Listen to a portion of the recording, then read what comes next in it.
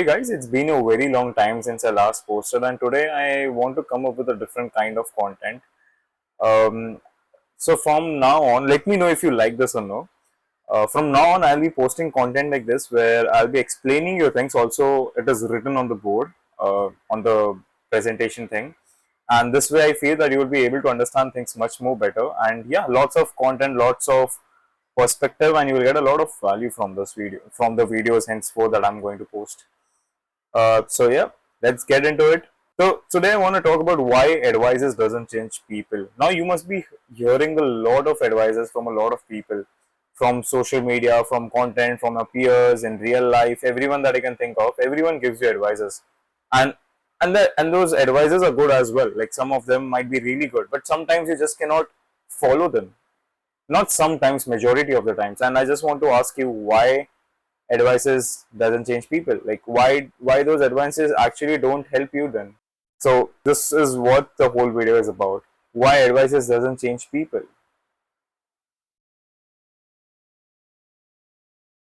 So back in 2022 I used to watch a lot of self-improvement videos, like hundreds and thousands of self-improvement videos. I used to listen to a lot of podcasts, I used to read a lot of books. I even used to write everything down, like this in my diaries, like taking action, responsibility, mental health, physical health, addiction and productivity, social skills, whatever that you can think of. This is what I used to do back in 2022, like being in the 1% self improvement thing. And I used to think that I'm getting better, but that wasn't the case. After 6 months down the line, I asked myself if I've actually changed, if there is something that has changed within me, or if I've moved the needle forward. And the answer was nothing. Like maybe I did two or three things which made feel better or made me better, but other than that, it was nothing. So the main problem here is I got the knowledge, I got the advices, but nothing changed. So I realized something, that knowledge is not equal to the change. No matter how much knowledge you gain, it won't change you. So it is that simple. It is as simple as that, which you might be knowing as well, right? So knowledge is not equal to change. That is one of the biggest realizations I had back then. Sorry, one of the biggest realizations I had back then. And to be honest, let's just say we already know what to do. Before even you consuming these kind of content, you already know what to do. You don't want another advice, honestly. You just want to work hard. You just want to take those actions, right? So even back then I had the same problem. I knew what to do. Even back then I had the same problem. I knew what to do. I knew I had to approach people, I had to approach women, I had to approach men. Then I also wanted to earn a lot of money. So for that I had to learn a lot of learning skills, which I just watched videos after videos after videos, and then I never actually learned the skills like in a practical way. It was always theoretical, like the people were telling me and I was listening, I was making notes, and that was it. So I never made it. I knew that I had to stop overthinking because it was draining my mental energy and everything else. But still, I just watched videos, listening about how to stop overthinking. But I never actually stopped overthinking. And the best part is, if you start working on the purpose that you have, you will eventually stop overthinking. Because you start overthinking only when you're idle. Disturbing for me during that time, as to it had been 6 months and I never changed. I was thinking I was working really hard. But honestly, now I realize it, not now, as in back then, I realized that I should actually be putting in the work and stop watching everything, stop consuming. Now the next question that comes is, even after knowing everything, what do I do? Like what is that one thing that will actually help me take actions? What is it that will actually help us to take that decision? First I thought it was advice, but no, it wasn't. I even thought knowledge, it wasn't. And the one thing that actually works is this emotional readiness. Now I'll tell you in a bit what is emotional readiness. Emotional readiness, oops, sorry guys. Yeah. Emotional readiness is the point where your emotions become stronger than a resistance to change. That is what emotional readiness means. Emotional readiness is the point where your emotions become stronger than your resistance to change. Now, what I mean by that is, no matter how much you understand things, no matter how much you learn about things, you will never change until and unless you want to get rid of that past self. You want to get rid of that change from within. So if you still don't understand, I'll try to give you a better example. So first I want to talk about my YouTube journey, all right? It's not that great, but I still want to talk about it. So when I started YouTube, for the first video, it took me 3 months to post it. You know why? Because I was scared of what people would think of me, and also I was a perfectionist guy, where I used to think that if I make a video, I wanted it to be 10 on 10. Like everyone should come to me and tell me, wow, Adi, what a video that I've made. क्या बनाया है? How beautiful it is. How much value it has provided us. It has changed my life, something like that. But so I thought that I would get attention, I would get validation, I would feel like you have done a great job, blah blah blah. But then I realized that that same thing has put me on hold for 3 months. I was stuck trying to script again, trying to refine things, trying to do things, and basically I was paralyzed. Like not actually paralyzed, but my way of acting. So back after I completed my college, just after I graduated, I was basically unemployed and I was scared of not being where I'm supposed to be. I thought that I'm becoming an average guy, that I've become an average guy, like the average majority. Now I always wanted to become someone who is out of the box, who always wants to be different than the others.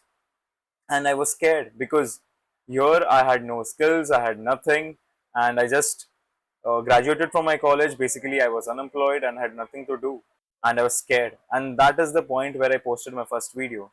Now, what I mean by that is the feeling of being an average kid or an average, the fear of being an average kid outweighed the fear of judgment, and that is the point where I actually posted my first video.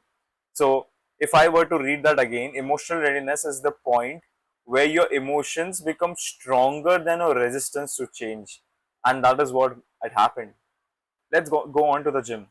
Okay, a lot of you might not go to the gym. A lot of you might not go to go and move your body or work out. Now, the real reason behind it, the discomfort of lifting weights or moving your body or feeling that breathlessness is too much. You just don't like that feeling at all. And because of that, you don't want to go to the gym. But there will be a situation or an event or a setup in a way where you will feel absolutely pathetic about your body, or you will be made felt that way by someone, or when you look in the mirror you will feel like this is not the way I want to live, and that is the point you will change. So in this case, it is the feeling of being an ugly person, or the feeling of not loving yourself outweighs the feeling of the discomfort in the gym where you're lifting weights or the soreness, and that is the point you will change. So yeah, this is what emotional readiness is. This is what is important even in toxic relationships. You might be hearing a lot of advices from your parents or your friends, or a lot of people around you that this he or she is not good for you. You should drift apart. You should break up with him or her. And it can be with respect to relationships, or it can be respect to friendships as well. You already know that that is toxic for you, but you still tend to be with him or her. And the only point where you actually leave is when an event or a situation arises where you feel that this is enough, I cannot stay any longer. Now, was the advice changed? Nothing at all. The advice was the same from the start. But what's changed is the emotional state, your ES, your emotional state. That is what it is. I'm extremely slow at writing, but yes, emotional state. So next, I want to talk about how you can shift your identity. All right. So first is knowledge, then your emotions, then comes actions, then identity. All right. This is just a basic thing that I'm going to tell you.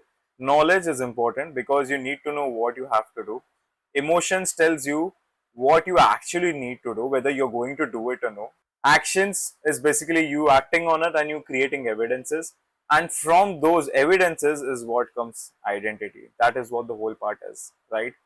First is knowledge, what you have to do, the roadmap, and then the emotions, whether you're going to do it or no.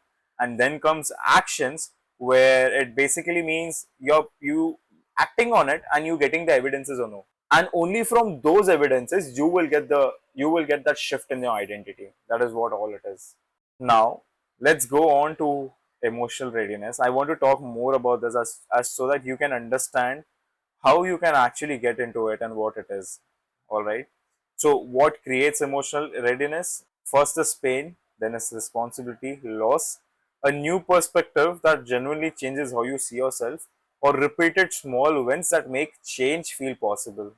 So, what I mean by that is, see, pain is the point where you feel that you cannot just live like this anymore. You cannot be that fat ugly kid anymore. You have to change yourself. You are at the rock bottom and you have to change yourself. You're like, I cannot see myself in the mirror. I'm done. I don't want to see myself like this. I want to change myself, and that is what pain does.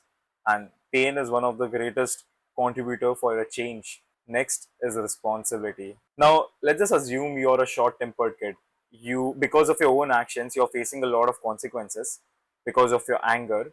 You are hurting your family, you are hurting your friends, your loved ones, your girlfriend, or whoever it is.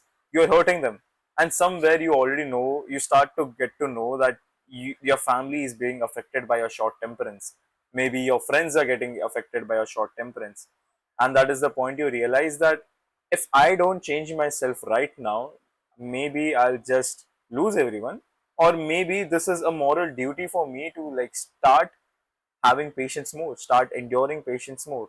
And that is the point you will also feel that, okay, I need to change myself, I need to change my identity. And that is the point you will actually change yourself and start changing or putting in the actions, right? Third is loss. Loss is something basically like what I told before. You have short temperance. If you're smoking, you end up going to the hospital and you have a lot of health issues. You realize that you have lost a lot of things because of your habit of continuously smoking, and you realize that I need to change because I've lost something very important to me, and you notice the consequences of it. Even the short temperance, if you were to be angry for a very long time, then somewhere someone would leave you and you will realize that it shouldn't have been happening, maybe in your career as well. So yeah. Next is a new perspective that genuinely changes how you see yourself. Now, this is a very thing where you feel that you read a book and it suddenly like it struck a chord in you where you felt like, I never noticed this. I have to change this. This is something that I should have changed for a very long time. Maybe my video might have triggered that chord for you. So yeah, just a new perspective. And the moment you listen to that perspective, you feel that I need to change. I need to put in the action.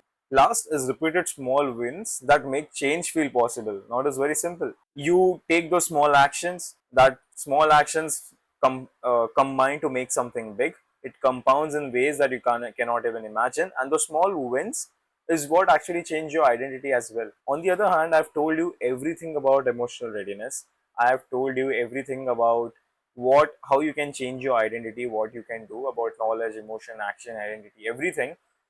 But you might be wondering that you need to wait for that emotional readiness. You need to wait for that pain to happen, or the responsibility to happen, or the loss to happen, or a new perspective should come to you. Only then you will change. Or maybe repeated small wins. This is something that is not easy.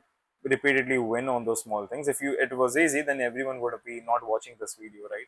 But yeah, you are creating this thing that something has to happen, only then you will change. Well, I just want to tell you this, that emotional readiness is something that you can cultivate.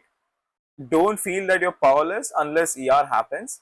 So ER as emotional readiness happens. Like for example, the consequence happens. You don't have to be ready for it. That is the whole point of this video, so that you take precautions right now, so that you don't have to feel that consequences again. So there's a quote that I always used to read. You learn the things either the hard way or the harder way. So if right now it is hard for you to change, it is good. Later on, you will have consequences to such an extent, or to such an intensity, that will be very harder for you to understand and to change. You will change even then. The problem is the intensity and the harshness. Harshness would be so much that it would actually feel painful for you.